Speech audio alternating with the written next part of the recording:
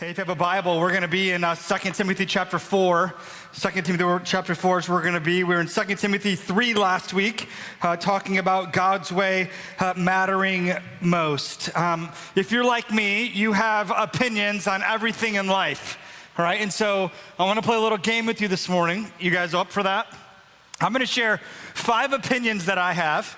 All right, and I would love for you to give me feedback if you agree or disagree. So if you agree, you can give a thumbs up. If you disagree, give a thumbs down. If you want to yell how awesome my opinion is, that's okay. If you want to call me a loser, that's also okay. All right, so you can be as vocal or nonverbal, whatever you want to do. All right, and so here's some opinions that I have. All right, opinion number 1: pumpkin spice season is the worst season of all seasons. Thumbs up. Okay, all right. I already lost some of you. I'm surprised by that. I'm not talking about necessarily pumpkin pie, but like going to Culver's, got a concrete mixture with pumpkin and pecan. Like no one's picking that. Anyone here pick that? 3 of you. Here's opinion number 2. Christmas music and movies can't start till after Thanksgiving. All right? Okay, all right. I gained some friends that time. All right, this one's really gonna divide the room, all right? Opinion number 3, pineapple is good on pizza. Oh, okay. I might need to resign after that, okay. Opinion number 4, if you go to Meijer and you look at the Hudsonville ice cream selection, there's not all the Hudsonville flavors there. We all understand that. So that's the context of this statement. But the best Hudsonville ice cream flavor you can get at Meijer is double chocolate almond, and you have to agree it's science, okay? Oh, my word. Unbelievable. I think we'll agree on this one, at least 99.9% of us. Opinion number 5. The Detroit Lions are better than the Buffalo Bills. Yes. That's exactly right. We have one angry gentleman in the back. I have no idea who that is. No idea who that is. Listen, the question I want us to process this morning is, whose opinion do you value the most? Whose opinion do you value the most? You see, the opinion that matters most is typically witnessed in the choices that you actually make. And typically, of the opinions that we value, it's typically our own opinion or it's God's opinion. Like that's the source, that's the center of the choices that we actually make. Now, in our country, you can make any choice you want to make. You can make any choice you want to make based on almost any subject that actually exists. But the truth is this. In our culture, tolerance wins the day. And when tolerance wins the day, it's typically about your opinion mattering more than anyone else's opinion. So therefore, my opinion is over God's opinion. You see, our culture is constantly changing. And here's what we're gonna say at Redemption Church. No matter what happens in our culture, we believe this, that God's way, God's opinion matters most. Do you agree? God's way, God's opinion, God's word matters most. You see, the value, though, of this statement is important as we look at culture and see how it's not aligning with God's word. But I think the greatest tension for us this morning is not what's happening in the culture. The culture is doing exactly what I would expect the culture to do. The greater challenge and tension is, how are you not aligning with God's word? How is your life not following in tune with the Lord? God's way matters most. We're going to pray before we jump into 2 Timothy 4. I just want to bring you up to speed on one thing. Most of you know we have a heartbeat for church planting.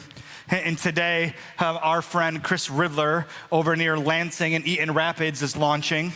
And I don't know what number this is for us as a church plant. I can't remember. It's their 5 or moving towards 5 and 6, I think, but really excited for them. And so I just want to pray for them as a church. It's a planter we have a chance to send out, a planter we have an opportunity to pour into over the last year and a half. And so I just want to take some time to pray for him. And then I want to pray for us as we jump into 2 Timothy chapter 4. All right, let's pray. Jesus, I want to thank you for your word and the chance we have as a church to gather together to celebrate and declare that we believe this, that your opinion matters more than my own and our own opinion.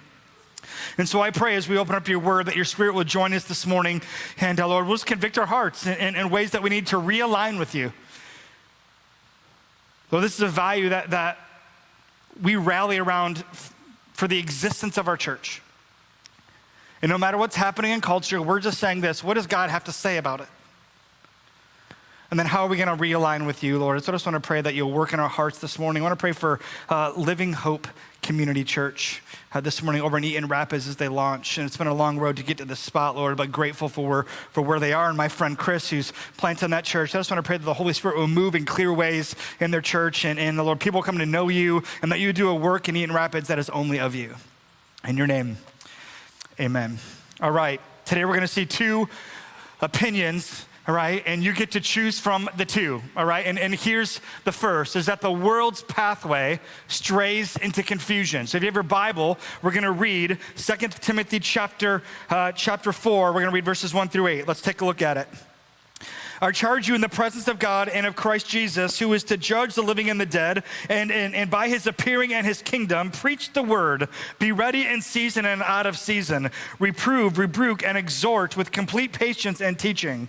For the time is coming when people will not endure sound teaching, but have itching ears. They will accumulate for themselves teachers to suit their own passions, and will turn away from listening to the truth and wandering off into myths. But as for you, always be sober-minded, endure suffering, do the work of an evangelist, fulfill your ministry. For I am already being poured out as a drink offering, and the time of my departure has come. I have fought the good fight. I have finished the race. I have kept the faith. Henceforth there is laid up for me the crown of righteousness, which is the Lord, the righteous judge, will award to me on that day, and not only to me, but also to all who have loved his appearing. So here's the first option. It is the world's pathway, and it strays into confusion. Look at verse 3 with me again. It says, for the time is coming when people will not endure sound teaching, but have itching ears to accumulate for themselves teachers to suit their own passions. And where does that lead? They'll turn away from listening to the truth, and they'll wander off into myths. Last week we started out in 2 Timothy chapter 3, and we saw the world's pathway defined. You see, we saw 19 different sins that were listed in 2 Timothy chapter 3, and they were summarized in 3 specific buckets. 1 was the love of self, 2 was the love of money, and 3 was the love of pleasure. That defines, I think the world's value system right there. And it can often define many who are churchgoers, that we are lovers of self, we're lovers of pleasure, and we're lovers of money. But here's the truth. This pathway creates incredible confusion. And we're gonna see why today. You see, the truth is, when it's survival for the fittest, when it's every man for themselves, it creates chaos. If you're new with us, we did a study in the book of Genesis for over a year. We looked at all 50 chapters in the book, and the thing that still sticks out to me the most is what we saw established in Genesis 1, 2, and 3. In Genesis 1 and 2, we saw that God developed a pattern, and the pattern was this, is that God speaks, creation listens, and it's good. Let me say it another way. God speaks, creation listens, and there's clarity. And everyone remember that? All right? But then we saw this. You flip the page to Genesis chapter 3, and there was a new rhythm that was developed. There's a new pattern that was developed that is still going on today, and that is this. God speaks, creation ignores, and it's chaos. Right there in the beginning of the Bible speaks to everything we see today. It all flows right out of that tension. Here's the question. How have you brought chaos into your life? How have you brought chaos into your marriage, into your relationships, into the workplace? Because we've all done it. And what does it say in verse 3? The time is coming when people will not endure sound teaching. Listen, that time is now. That time is now. There's an absence of truth and the generation in which we live. We mentioned a while back a Barna study that shared statistics on people having a biblical worldview, and the stats were bad. I'm gonna rework them. It's the same stat, but looking at it from another direction, and the stat was this, is that 83% of Christians, those who profess Christ, don't have a biblical worldview. 83% of Christians would not say that God's way matters most. Let that sink in for a minute. It gets worse. 63% of pastors don't have a biblical worldview. 63% of pastors would not say that it's God's way that matters most, and they're opening up the Bible, I think, all over our city, and 63% would say, yeah, maybe that's important, but maybe it's not. That's an alarming statistic. It's absolutely scary. Church, the moment we stop seeing the truth of God's word and declaring that God's way matters most is the moment that you and I will start to stray from God's word. And Paul describes it here to Timothy as having itching ears. Notice the pathway. There's itching ears. They turn away from truth. They wander off into myths. Literally, they're following lies. What lies are you following today? What lies do you actually believe is truth? You see, sometimes the decision can seem so small, like it's not that big of a deal, but we'll see later in this message that it just creates a greater gap between where you are and where God wants you to be. Church, there's two views of the Bible. Here's one. I stand on it. I'm the authority.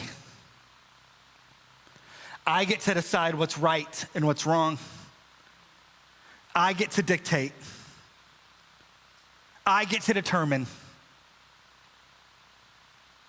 You see, in this viewpoint, you're not going to surrender to God's word because you're too busy being the editor of God's word. And so I'm the authority, so it's my ideas, it's my way, it's my thoughts that trump God's view on everything in life. And so I get to decide, I get to dictate everything, everyone get in line with what I think and what I say. This is the viewpoint of our world. This is the viewpoint of 83% of those who profess to know Christ. This is the viewpoint of 63% of pastors who are preaching the Bible all over the world today. Is this your viewpoint? You see, here's how it plays out. I think we often as Christians can look at the world, look at all the ways that they're not aligning with God, and we want to call them out and we want to make a big deal about it. We're going on social media and post about how terrible the world is and whoever you don't like and love and all that kind of stuff. But the other issue is we can do it while standing here.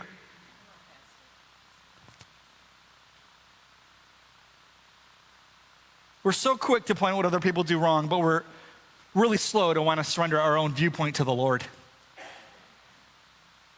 An example of this is Thomas Jefferson, the third president of the United States, one of our founding fathers.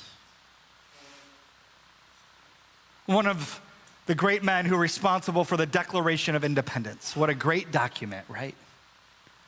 He decided that he was going to produce his own Bible, and he came up with a really clever name for it. Do you know what he called it? The Jefferson Bible. Brilliant. And what he did is he took out a razor blade and he went to the Gospels, Matthew, Mark, Luke, and John, and he cut out every part of the scriptures that would declare Jesus is God, that Jesus is deity. So every miracle, we're going to cut that out. Every declaration where Jesus says he is God, we're going to cut that out. The resurrection, we need to cut that out. And I think he had a reason behind why he was doing it. I think it was to speak into the morality of what he wanted our country to be. But he cut out the best parts. And so I guess the question again is not what's happening in the world. The question is what's happening in your own heart. How are you actually not aligning with the word, and it is your opinion that matters more than God's? Because God has an opinion on everything. Where are you at with that this morning? It's your way right away in our world, right? It's just do it, however you want, in whatever way you actually see fit. But by the way, we have an election coming up. I'm going to mention some of that stuff later. I just want to be clear that the standing on the Bible is the view of both of our political parties today. Both candidates want to determine what they think is right and wrong. No one seems to care what God thinks anymore. What's it say in 2 Timothy 4? They will not endure sound teaching. So let's see again with our own eyes how this plays out. Look at it again with me in verse 3. They're gonna have itching ears, and here's what they'll do. They'll accumulate for themselves teachers to suit their own passions. They'll turn away from listening to the truth, and they'll wander off into myths. Here's what happens.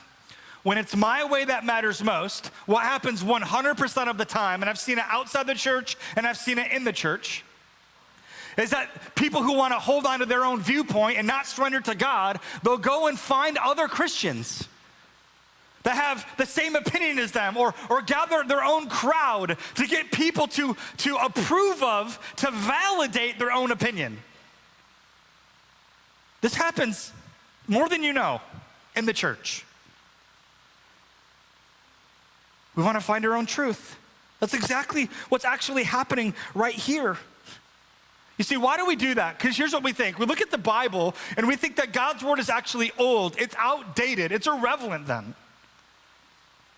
Church, please hear me. Just because something is old doesn't mean it doesn't have value. You see, the difference here is the Bible is old, but hear me when I say this, the Bible is eternal.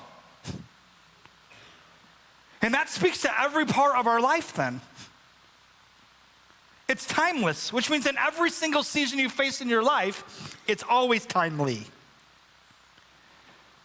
Here's the second thing we'll see this morning. There's two options that motivate our choices. The second is this, is that the words pathway strives with certainty.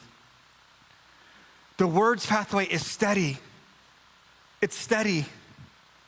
And you can look at this graphic on the screen and you can see it can start so small, just a little small decision of my way over God's way. And it seems like we're really close to God's opinion still, but then eventually it just grows. Last week we saw in 2 Timothy 3:16, right? We saw that the scriptures are breathed out by God. What does that mean? It means that God is actually the source of the scriptures. The word is living and it's actually active. And Paul starts out though here in verse 1 and 2 by saying, I charge you, Timothy, in the presence of God and of Christ Jesus, who is to judge the living and the dead, and by his appearing and his kingdom, here's the command, preach the word. What's Paul saying? Paul's not saying stand behind a pulpit one day a week and declare the word. Paul's saying in everything and in every part of life, God's people are gonna speak and preach the truth. Why? Because there's never a season where God's word won't speak into whatever's happening in your life or in the world. And so here's what Paul is saying, never abandon the word. You see, in the chaos of our culture, God's word will bring a lot of clarity. Preach Jesus. Why? Because the word will do something in us that nothing else can. The word, what does it do? What are the three words? It reproves, it rebukes, it exhorts. We see right here. You see, the gospel, the word is Christ, and the message is constant and confronting, and it's a continuous message. Paul tells Timothy, preach the word, right? Proclaim the word. But then he says, with patience and teaching, when you go all the way down to verse 5. And so here's what that is, right? Preaching is proclaiming the word. Teaching is explaining the word. Either way, we're rallying around the word. It's as if Paul is saying, God's way matters most. And it matters most in every part of life.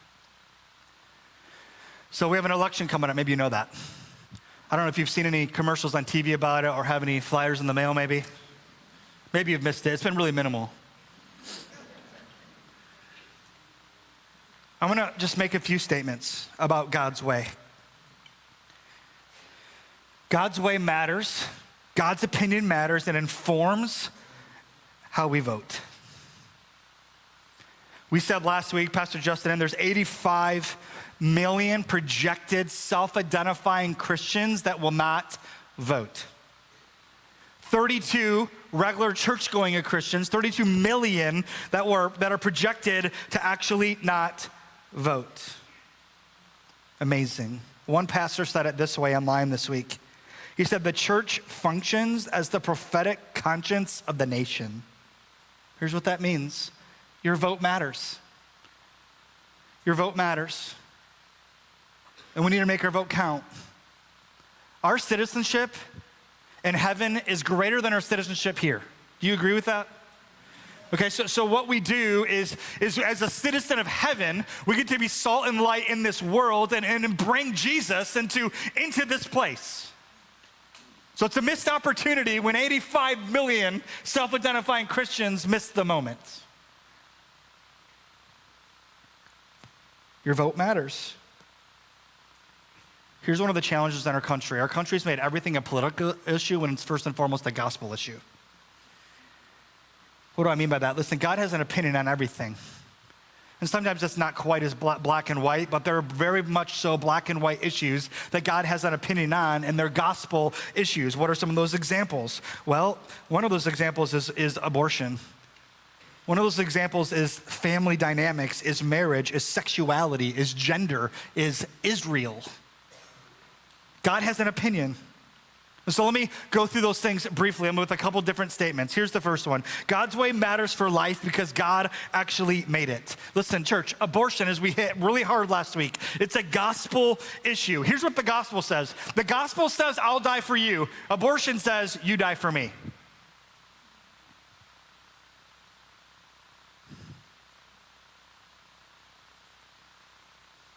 It seems that the most dangerous place for a baby to be in our country is in the womb. Yeah. By the way, being pro-life, which our God is womb to tomb. Okay? It's all of life, at all stages of life. It's womb to tomb. God's way matters for life because God made it. Here's the second thing. God's way matters for marriage because God ordained it. You see, God created marriage for sin into the world in Genesis 1 and 2. Sin hadn't even existed yet. And what often happens when we stand on God's word, like I was doing a moment ago, is we love to edit God's word because we want to redefine what God's already defined. Listen, God's already declared what marriage is. It's between one man and one woman. And by the way, marriage is never actually about you. When you read the Bible, when you understand God's opinion, it starts in Genesis 2. It's slowly unpacked through the whole entire Bible until you get to Ephesians chapter 5, where it says the exact same thing, that marriage is really about showcasing the church, the love of Jesus to the world, which then means that your marriage is about a ministry. It's a mission. I don't know if the world cares about that part. Marriage matters. Marriage between one man and one woman. God's way matters then also for family. Why? Because God created it. I just have a firm belief that God's ordained for me to have the 3 kids that I have, that I adopted all 3 of them at the time that I actually adopted them. And I believe that God's ordained for you to have the children that you have. And I believe that God's equipped us to raise our kids better than the government ever could. God's way matters most for Israel because God loves it. Church, Israel's not a Christian nation. Our nation's not a Christian nation. But we know from Genesis chapter 12:4 that God is committed to his people. And so let me just tell you this. Voting is a very simple strategy that speaks to the kind of nation you want your children and grandchildren to inherit. So we have a responsibility. Each and every one of us has an actual responsibility. So how do we vote in this culture? How do we vote when we don't have a pro-life candidate? What do we do? I think there's only one thing that we can do. That's be prayed up, and that's to look at the policy of every candidate and filter it through the Word of God. Filter it through the Word of God. Why would I say that? Because policy outlives every presidency.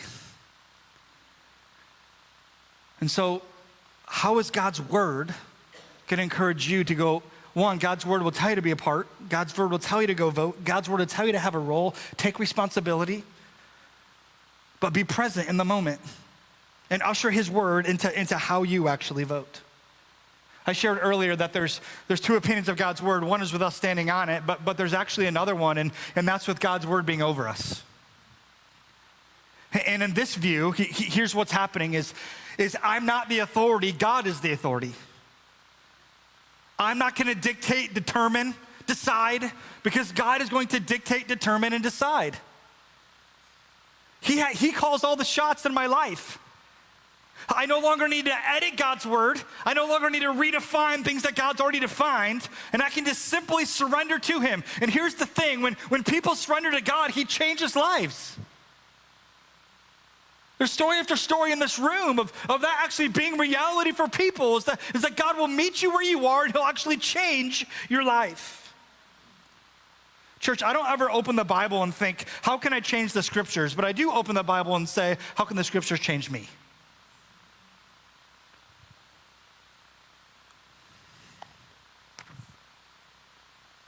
We rally our life around the scriptures. Here's one of the tensions. If I go back to the world's pathway, and I go back to every man for themselves, my opinion matters most. Here's what's happening in the world. That's the view of every single person. So no wonder there's chaos and there's tension when it's like that. No one cares what God thinks, and here's what we've been taught. The lens through which we see the world is my way matters most, and the problem with that is that you go to the Bible, and some of you have been taught the Bible's about you. The Bible is a choose your own adventure.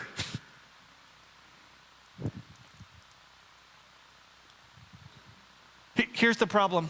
The Bible's not about you. The Bible's primarily about the Lord. He's the main character from Genesis to Revelation. He is the Lord. He reigns supreme on the throne. He is in charge of absolutely everything. So this is a dangerous spot. You see, here's what's true. The Bible's primarily about God. The Bible references God as primary. And why is that important? Because when we look at the Bible and we see the Lord, here's what we get to take away. We get to take away we get to take away his character and who he is, which allows us to see him in his majesty, which we sang about this morning. And then it allows me to see who I am and the desperate need I actually have for the Lord. You see, God is important. God is going to receive all the glory, but also secondarily and also necessary is how God calls every single person to live their life. So we go to the Bible, we learn that this whole thing's about him. It's about Jesus from Genesis to Revelation, but God also through the scriptures calls those who are his to align with him and live their life in a certain way. But here's the problem. When the lens through which you've seen the Bible is that it's all about you, because that's what the world's talking, everything's about you.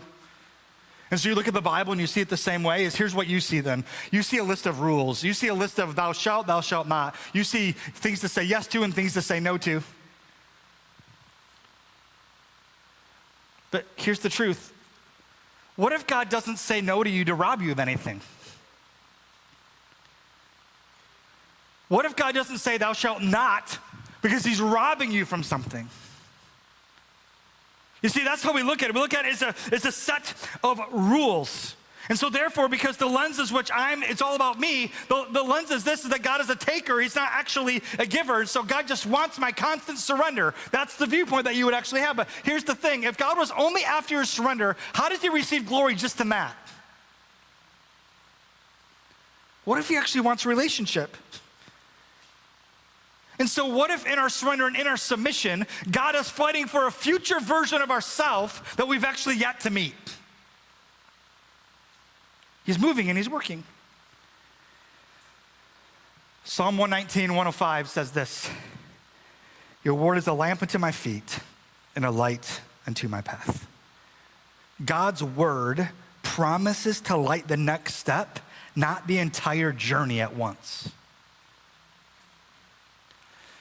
So here's what I mean by that. Most of us want this, right? We want the whole pathway to be lit up at one time. We want God to show us the beginning of our life, the middle of our life, the end of our life. We want God to literally show us, right, all the surprises of life, especially if they're good. We want God to show us the mountaintop experiences and all the valley low experiences. We want to see the whole entire thing at one time to then determine if God is trustworthy, to determine if I can rely on his character, to really determine if he's a God that's actually for me. But really, what God is doing is God is simply lighting up the next step. And you have to wrestle with this tension every time. God's opinion has an opinion on my life. And am I gonna trust his opinion or not? Am I gonna take the next step with him or not? You see, here's what's beautiful about the lamp and here's what's beautiful about how God actually works is God is with you in the step that you take. But here's what's so beautiful. When you take the steps with him and his light lights the way, you're eventually running into the Lord again because he's already in the future. He walks with you in the moment and he's waiting for you in the future. And you're gonna meet him there again and again and again and again. You see, he is incredible in that way. God's word will actually lead you. God is present in every single season. And the season you're currently in, he's already there. And the season that you've yet to experience, God's already present.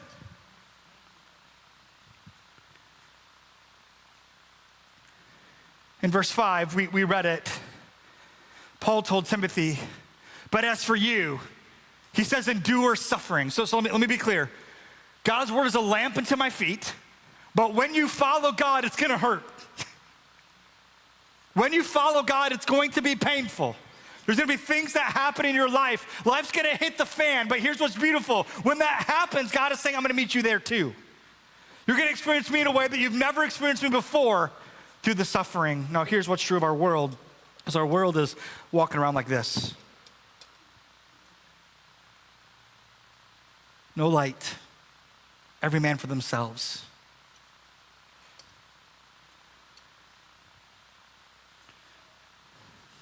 Aimlessly wandering. Listen, the gospel takeaway this morning is this, is that God's way matters most because God gets the last word. I want you to see it quick in verse 7. Look at what Paul says. He says, I have fought the good fight. I have finished the race. I have kept the faith. Henceforth there is laid up for me the crown of righteousness, which is the Lord, and the righteous judge will award me on that day. And not only to me, but also to those who have loved his appearing. I love what Paul is saying. He's saying God's way matters most because God has an opinion and God has a vision for your actual life. And Paul says about himself, he goes, I fought the good fight. I finished the race. I kept the faith. And here's what's going to happen. If you look at it in verse 1 and you see it all the way down there in verse 8, is it declares that Jesus is actually judge.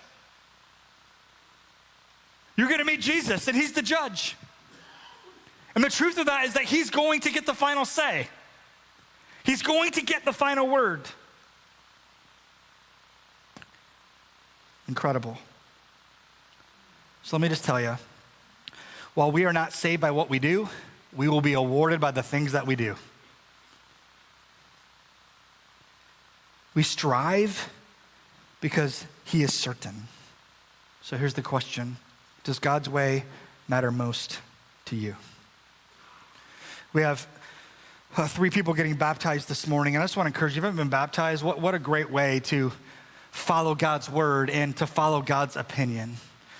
We're finishing up our value series. Our first value, if you remember, is Jesus first always. And we're ending by saying God's way matters most. And so honestly, like when these people get baptized, it's a declaration that it's Jesus first always. It's a declaration that God's opinion matters most. Simply following in the command that Jesus gave and the example that Jesus put forward as he himself went under the water and he came out of the water. And so when someone gets baptized, they're identifying with the death and the burial of Jesus and they're identifying with the resurrection when they come out of the grave. And so if you haven't been baptized, that's what I encourage you. Today can be the day. And maybe you've been baptized as a baby. Maybe you gave profession of faith in your past. This is different. Water baptism identifying in the gospel with the life, the death, and the burial and the resurrection of Jesus. And so I just want to invite you in to be a part of that if you've not been baptized. What a great way to close our series that God's way matters most, that his opinion matters most over my life. And so as we celebrate baptisms, there's some of our favorite services here at Redemption to celebrate life change and the life of kids all the way up through adults. And so if you want to get baptized, we have everything you need to do it, all right? So we're going to stand, we're going to sing, so stand with me. And if you want to get baptized, you can walk right out the door in the back to my left in the lobby. We'll have some people meet you out there to get you in the tank, right, to follow in the command that Jesus gave, right, and the example that he put forward for you, right? Matthew 28, Jesus said this, make disciples of all nations, baptizing in the name of the Father, Son, and the Holy Spirit. So here's what the biblical pattern that came out of Jesus' mouth is that disciples get baptized. It's an act of obedience. It's the simple, most easiest command to follow, I think. So have you been baptized? If not, today's the day to put that stake in the ground to follow in the example that Jesus gives. And so if you want to get baptized while we sing, you can walk right out the back. We have everything you need to be able to do it. We've removed every barrier. It'll be videoed. We have clothes for you. Everything you need to do it, we have it for you. What's in the way is just simply your obedience. We'll be obedient to what God calls. God's way matters most. Let me pray for us briefly. Jesus, I want to thank you for your love for us and constant patience with us. Lord, we don't always elevate your word to being most important. Oftentimes our own word matters more. And so what we're saying as a church is we just want to be a church that's going to surrender to your word, that's going to align with your word, believe what you declare to be true.